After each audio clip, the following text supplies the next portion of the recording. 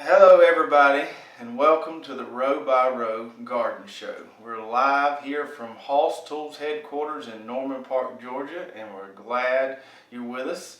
Hopefully for the second week in a row. If you're new this week, we would like to welcome you as well. We hope to see you in many weeks to come. I'm Travis. And I'm Greg. And we got Big Jim, our producer, over there in the producing room, going to help us throw up some images today and kind of give you some visuals of what we're going to talk about. So on today's show, we're going to have a little show and tell session, tell you what's growing in our gardens a little bit, show you a few things we picked this morning. We're also going to show you our tool of the week, which we hope to be a new segment on the show. Every week we'll feature a tool that we've really found useful, that we've been using a lot, so we'll talk about that. And then the main meat of the show this week is going to focus on perennials on the homestead, mainly fruit perennials. So we're going to talk about different fruit plants, different fruit trees that we think you should be growing on your homestead. Most of what we talk about is vegetable production, but the fruit trees really add to the homestead and are a valuable part, we believe. So we'll dig into that as well. And then at the end, we're going to answer some of your questions from last week that we seen on that you put on YouTube and on Facebook. So we'll get into some of those questions. And during the show, if you have any questions that you would like us to answer on next week's show, just put those in the comments below, and we'll pick some of those to answer next week. So let's get into the show and tell portion of the show and kind of brag a little bit on what we've got going on in the garden and what we're harvesting. And I think Greg wants to show you some of this pretty lettuce he's got. Well, we've been growing this Salvanova series lettuce for 3 or 4 years now. And this is a variety from Johnny's. And as far as I can tell, they're the only ones that sell the Salvanova brand. And this is a small, loose leaf head lettuce that we've grown real fond of, and it makes a great presentation. And you grow it and you harvest it about this size right here. And the idea is you core it right here when you get ready to harvest it, and you got all these leaves, these small leaves, and you got this lettuce. It comes, I believe, 4 different varieties. There's 2 colors and then 2 different leaf textures, I believe, right? Right. They have 2 different collections. In each collection, there's 4 different varieties. There's an oak leaf, and then which looks more like a leaf on an oak tree, and then these more rounded leaves here. And each of those leaf patterns or leaf shapes has a red and green color with those. Now, we found these to be very heat tolerant. We grow them well here in the south. We've even grown them in the summertime. They take a lot of water. Now, they do great. They do have one problem that I have found with them. Being as they have this canopy right here, it's best if you use drip irrigation, because if you try to water these from overhead, you have a lot of trouble getting that moisture underneath this canopy where the root system is. Also, if you let them go a little bit too far, now these ideally would have been harvested last week, you can see right there, they start to develop some rhizoctonia, or what we call crown rot there, because the canopy shades them out so well that they don't dry out underneath there, and they are susceptible to some crown rot or rhizot. Besides that, I hadn't found any issue with them. They're very disease resistant. They're very insect resistant. These right here hadn't had anything sprayed on them. So we're really proud of the Salvanova lettuce, and if you ain't tried them, it may be something you want to try. Yeah, I would say the only caveat to the Salvanova is that the seed, it's all pelleted, and it can be a little pricey, but it's really high quality lettuce, and if you do any market farming, you can get a high dollar for this stuff. If you want something really similar, the seed's not near as expensive. We grew a variety called Ariana, which is a green butterhead, and it actually will get a little bit bigger than this. And I prefer that one, but this is definitely some awesome lettuce right here as well. And then we started digging some taters this week. And the first variety to come off, or for the plants to die down first, are this bluebell variety that we planted here. That's a little weird looking. You see the blue markings on there, but it's actually a yellow potato if you cut into it. And I'm going to tell you what, we got a bumper crop potatoes this time on just a assuming the weather was perfect for growing taters here in the South. But this is probably my second year growing this variety, and I like it a lot. It's got a little different flavor to it than your regular old red potato does. It's got a little more earthier, meatier. It's hard to describe. It's got a little different flavor to it, but I really enjoy it. Makes a nice sized potato. Of course, it's very attractive with the blue markings on there, but it is yellow inside. We also grew some purple ones that we'll dig a little bit later. But this is turning out to be one of my favorites right here.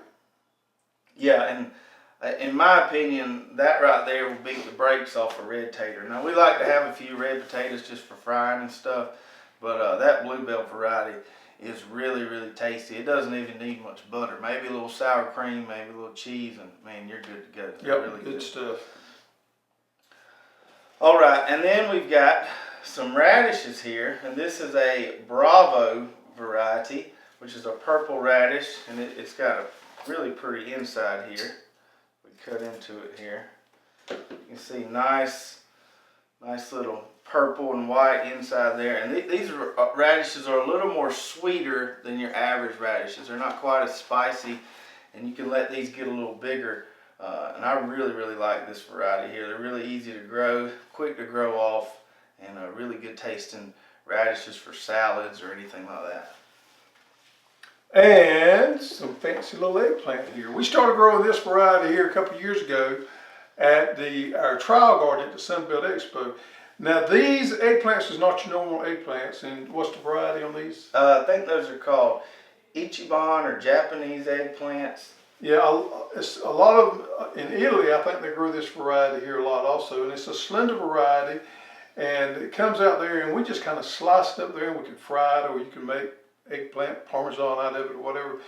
But the flavor is really good on these right here, and we've been growing these a couple of years. I may still grow a couple of the big ones, but the majority of what I grow is this variety right here.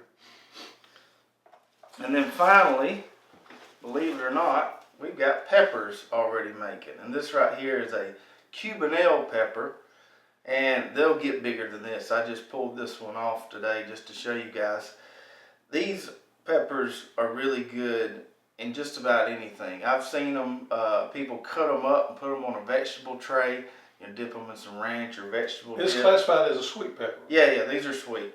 Or they'll get big enough, or even this size or a little bit bigger. Really good for stuffing with some cream cheese, some sausage, bacon, putting on the grill. So I really like these Cubanelle peppers. They're really prolific. They make a really big harvest, and they get to be a really good size. So really happy with these putting on this early in the year.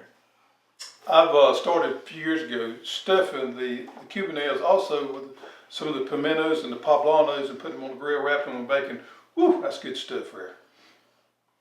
All right, how about our tool of the week? All right, so this week, for our tool of the week, we've got this tool here called the Single Tine Cultivator. And we just came out with this tool earlier this year. You might have heard my story on one of the other videos, but I had an old tool in my shed that was my wife's grandfather's that had a similar design, but it was on an old tobacco stick, and I just found it one day and started using it and really, really liked it.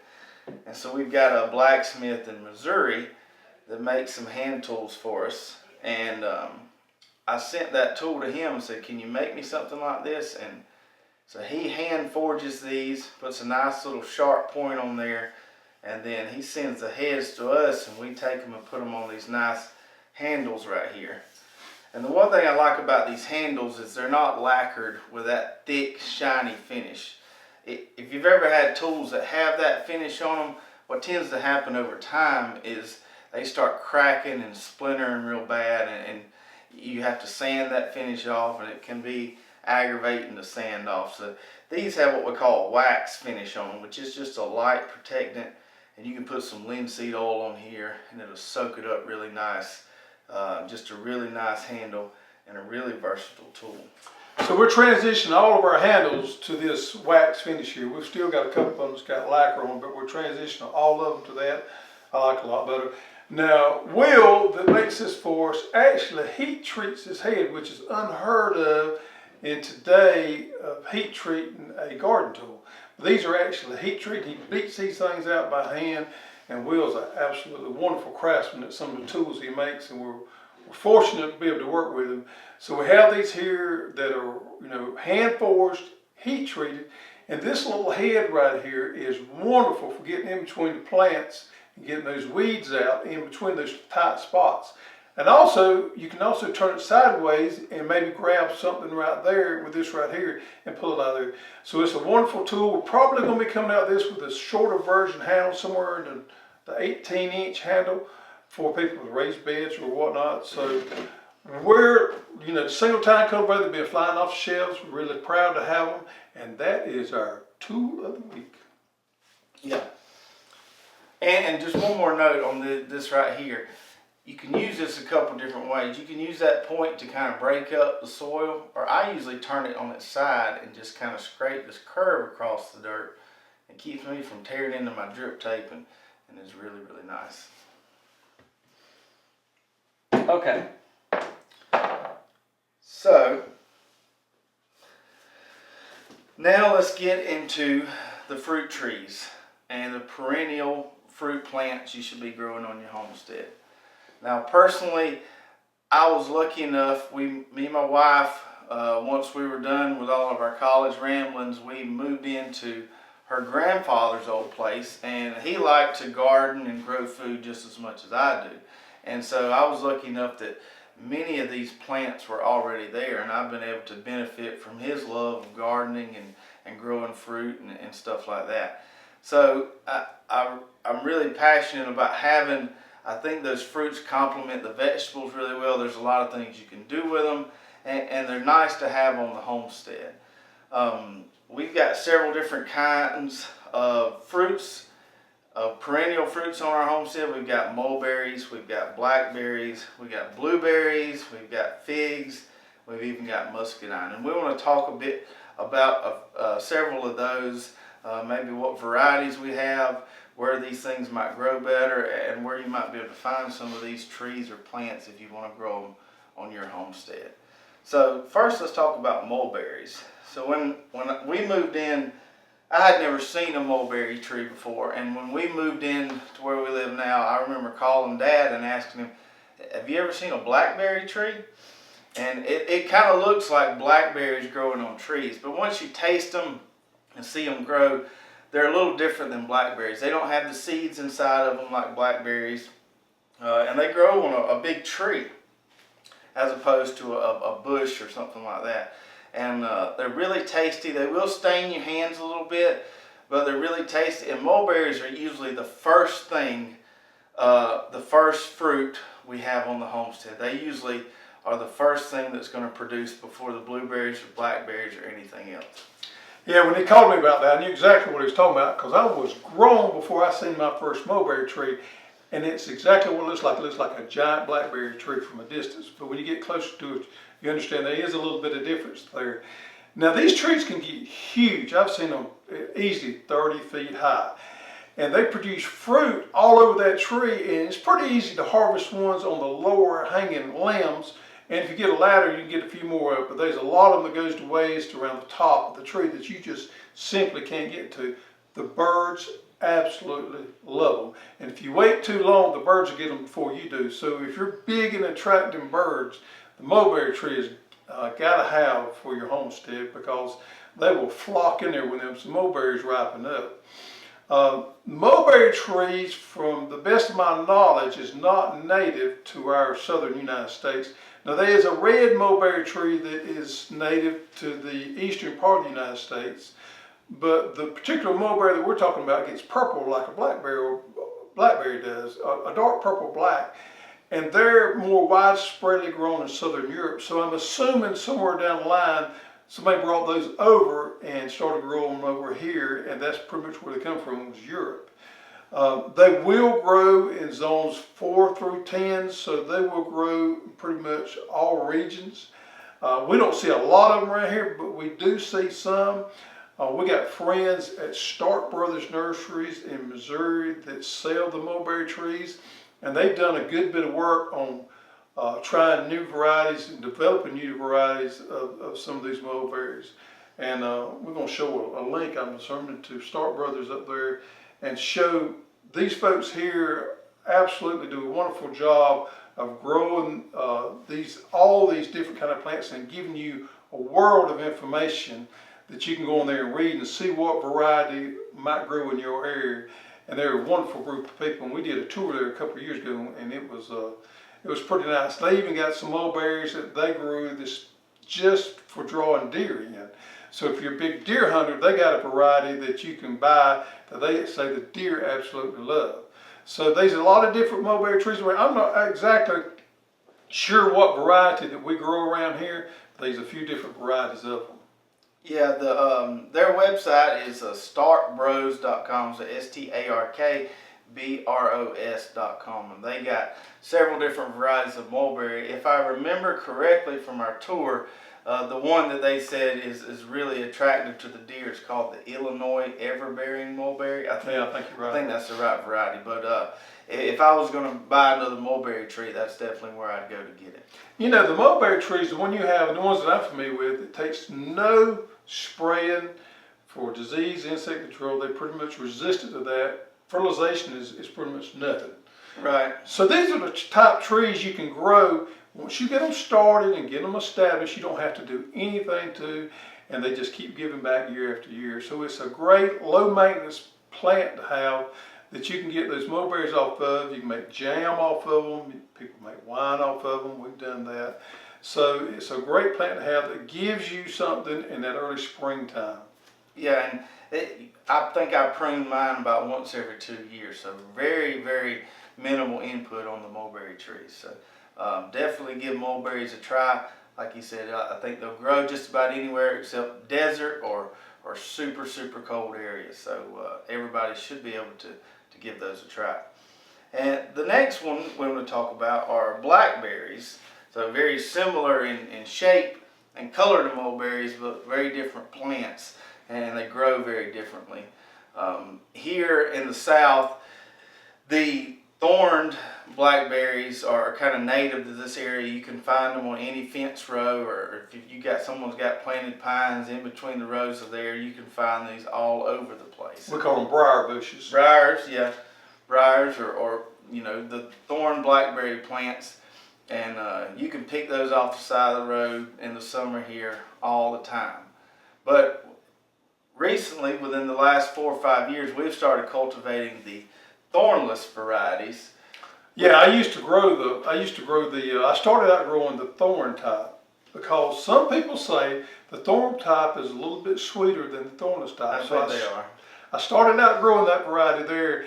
Then after 2 or 3 years, I put some thornless in, and I gradually moved all the way to the thornless variety. I'll tell you the reason why. And I've taste tested both of them, if there's any difference there, which they may be just a small amount, it's not worth having to fight those thorns, because you can get bloodied up, you know, picking those. So we have transitioned all the way into the thornless variety.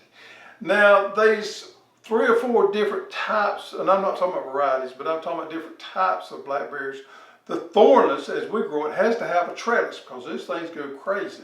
So we use a trellis, and the trellis that we use is we put big corner posts up, and we run high tensile wire on both sides to kind of contain the thornless blackberries. Then we have to go in there every now and then, take those canes and move them in to make sure they stay within that boundary that we want, and then they grow up, and then they're easy to pick once they ripen because we can get in there and do that. Now there is a primer cane, which is more similar to our old bush or briar variety that we have right here that you don't necessarily have to trellis. Then for people that like to grow in their containers, or you have an urban garden or whatever, there's an erect blackberry that you can actually grow in a pot that doesn't get very big, that makes those. I've never grown those. I have seen them on Stark's website. So you got those there. As far as somebody's got plenty of room, I think the thornless varieties are the way to go.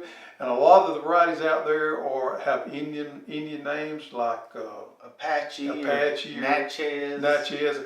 I actually got mine from a friend that dug up some because they run. And after a couple of years, when you have, they start running, and you can dig them up and you can share with your friends or neighbors. And that's the way I got the ones I got. They grow a real big blackberry, and they are loaded. And I looked at them the other day. Mine have already set fruit, and I'm gonna have a bumper crop this year. And it's another one of those things that once you get it established, you don't have to spray any, or I don't spray mine any. Fertilization is pretty much minimum. I don't do any fertilization. I put a little compost from time to time on them. But once you get them established, and the main thing with getting them established is have to water to them until that root system gets established. And the best way to do that would be with some 15 mil drip tape. Once you get them established, they're very drought resistant, insect resistant, pest resistant, and it's a great addition to have on your homestead as far as fruit. There again, wines, I love to eat them raw. We make pies out of them, you make jellies out of them, there's lots you can do with them. All right, and like he said, with the as far as the taste comparison, the thorn versus the thornless, I think the thorn ones, the briars, are a little sweeter, but the thornless ones are just so much bigger. They're 3 times the size and just easy to harvest, and the payoff there of not having to get bloodied up is so much better. Yep. Well, the last one we really want to talk about today are fig trees, and we've got some good information on some new varieties that are being developed. And the fig tree I've got at my house is pretty big and makes a ton of figs. And I'm not a big fan of raw figs, but I do like fig jelly, and I like fig preserves on toast and stuff like that. So we really like having the figs, and I'm pretty sure the variety I have is called the brown turkey fig, which is what most people have around here.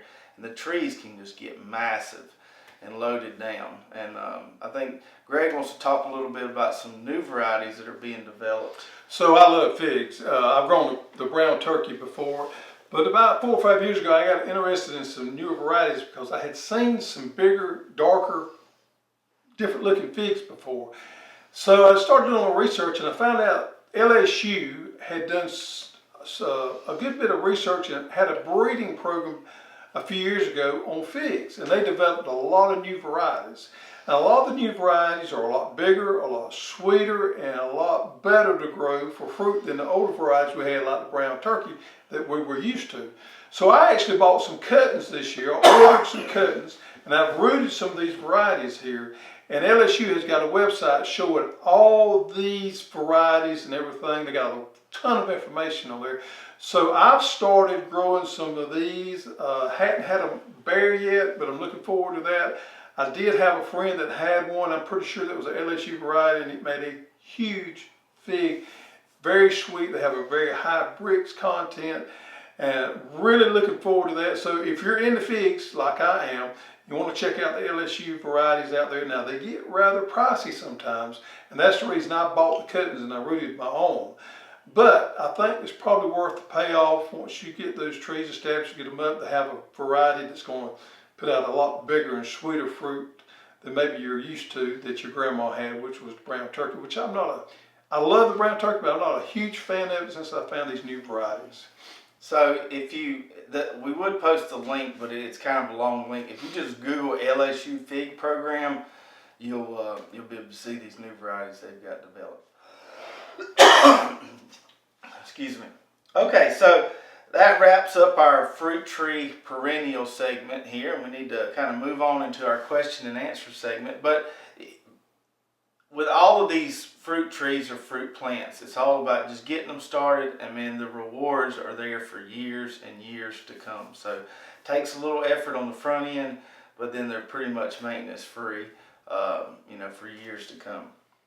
All right, so let's get into our questions that we had submitted on last week's show. And we've got several here we want to answer. And if we say your name or answer your question on the show, You get one of the highly anticipated, and everybody wants, drink koozie from Homestead. Got them in red and gray. So if we use your question, mention your name, send us an email to custserve@hosstools.com and tell us whether you'd like the red one or the charcoal one, and put your shipping address in that email, and we'll be glad to get you one out. So let's get into the questions here. Our first question comes from Wayne Phillips, and Wayne wants to know what we recommend for a cover crop. Well, I've become a big advocate of cover crops in the last few years. Now, there's a lot of benefits from cover crops. One of them is adding organic matter in your soil. They've also been some work done recently with cover crops helping with nematode control. And if we garden in the same spot year after year, eventually we're probably going to have some kind of nematode problem, and we're limited to what we can do about that from a pesticide standpoint. So there has been some work done and found that some of the cover crops such as rapeseed, some of the mustards have benefits to lower your nematode count in your soil. So in the summertime, we like to grow the buckwheats, sun hemp, peas. Even any kind of pea is a good cover crop. Basically what you want to do is you do not want to leave your soil bare at any time. So if you gather the crop off of there, you want to plant some type of cover crop on there to keep that soil alive and keep it growing, and to add that organic matter back in the soil, and you're going to see huge benefits from that. The winter time, I like all the clovers, and there's several of them out there. The red crimson is probably my favorite. I like some of the legumes, clover's a legume, but also the vetch, the hairy vetch is a good one. And then you can start using some of those mustard seeds and some of those rape seeds to help with your nematode control, that you can plant late in the winter and till them into your soil before you plant those summer or springtime vegetables. So cover crops is very important from a home garden standpoint. I think they're underused. I think we need to start using more cover crops. The problem with some of the ones as buckwheat and sun hemp is they can be invasive. So you want to cut them and incorporate them back into the soil before they seed out. You do not want to let any of these cover crops seed out. The ideal time on most of all the cover crops to incorporate them back into the soil is before that seed head comes out and matures. So you want to keep an eye on that. But if you're not using cover crops, you definitely need to start that program, start incorporating them, and that's going to help on your disease management, it's going to help on your insect management, it's going to help on your fertility, it's going to help with adding organic matter back into your soil. There's all kind of benefits to cover crops. Yeah, and I've this past year started using clover as a cover crop, which I've used before, but started using it in conjunction with putting my chickens in on the garden in the winter, early spring, and I've seen some really nice results from that. I've got some of the best looking corn I've ever had that I'm growing in that spot where I had that cover crop, and then turn the chickens in there to graze on that, and really excited about the results of that. And a lot of people won't just grow one. You don't have to grow just clover or just vetch or one. A lot of people will make a cocktail of a lot of different ones and put those out there, and I've seen that work well. Ryan Ziegler in Florida did that, and he had some really nice, rich looking soil. One of the combinations that does really well is if you plant some type of wheat or some type of rye, and you plant hairy vetch along with it. You got that small grain and you got that legume, and the legume will crawl up there, and that grain gives us a support to grow on. So that's a combination that I've seen work really well, and that one also is great for grazing too. All right, so Wayne, if you're listening or catching the show, send us an email to custserve@hosstools.com, and we'll get one of these koozies sent your way. Our last question we want to answer this week is from Kelly Murdoch, and Kelly, this question is, I'm sure she's not the only one with this problem, but she says, squash bugs, I can't get rid of them, any ideas? Squash bugs is probably the most common insect problem that we hear from the home gardener. And the farmer don't have that much problem with squash bugs, but just about all home gardeners have a problem with squash bugs, and they can be controlled. But the problem is once they get to that adult stage, you've lost the battle. Here's the thing with squash bugs: it takes about 6 weeks for them to go to egg to full adult. So you got about a 6 weeks period there of that life cycle. There's normally about one generation a year, so if you can bust up that life cycle, you can start getting some control to that squash bug. And the key to that is hitting them in that immature and that nymph stage. So they are most vulnerable after they hatch from that egg. When they hatch from that egg, that's when you need to hit them. So you need to anticipate that you're going to have some type of insect problem, and you need to be proactive. And that's the problem with home gardeners. Sometimes we're not proactive enough. So if you've got some kind of spray program installed there, and you're proactive with that, then you're going to knock those squash bugs out before they reach that adult stage. Because once they get to that adult stage, you've pretty much lost the battle. Now, a couple of the different organic pesticides that we like to use to do that is neem oil and pyrethrum. And spinosad will also work on them. But here's our neem oil. Now, I don't like to use the spinosad early on. I like to use the neem oil and the pyrethrum early on, and I rotate them around. I spray every 7 days, and I rotate the neem oil with the pyrethrum. Now, later on in the season, I may hit them with the spinosad, but I like to start out with the neem oil and the pyrethrums to start with. Bust them up, hit them early before you see them, before you know you got that problem, and you're going to disrupt that life cycle, and you're going to start getting control. Another thing too is to make sure when your crops are finished and gone that you till them in and clean up your garden, because they overwinter in crop residue. So if you got that laying around out there, then you're going to give them a habitat to overwinter in. Bust it up, plant you a cover crop, go back to that cover crop, plant you a cover crop there, disrupt that life cycle, and that's going to give you a lot of control with squash bugs. And squash bugs absolutely can be controlled with the right approach. Yeah, and if you can turn over the leaves on your squash plants and you see them tiny little copper colored eggs there, you know you need to be spraying something probably before you see those. But if you see those, you definitely need to be on top of it. And the squash bugs can surely damage a crop. We can control them pretty early in the year when it gets full-blown summer, July, August. There's no point in really planting any squash. It's usually, you know, they'll take down a crop in no time. They'll just suck the sap out of that vine. And not only do they suck the sap out, they actually inject. They inject something in that plant that actually kills the plant. So they twofold. They suck the nutrients and the juice out of that plant, but also they inject for lack of a better word, some type of venom in there that actually diseases that plant, causes that plant to wilt and die. All right, so Kelly, thank you for that question, and thank you for everybody who submitted questions, and we'll pick a couple more for next week's show. But that does it for this week, and next week, just to give you a little teaser, next week we'll be talking about fertilizers. We'll be talking about different devices you can use to fertilize your garden, and also different types of fertilizers, the amount you probably need to use, and the frequency with which you should use them. So make sure you tune in next week for the 3rd episode of the Row by Row Garden Show.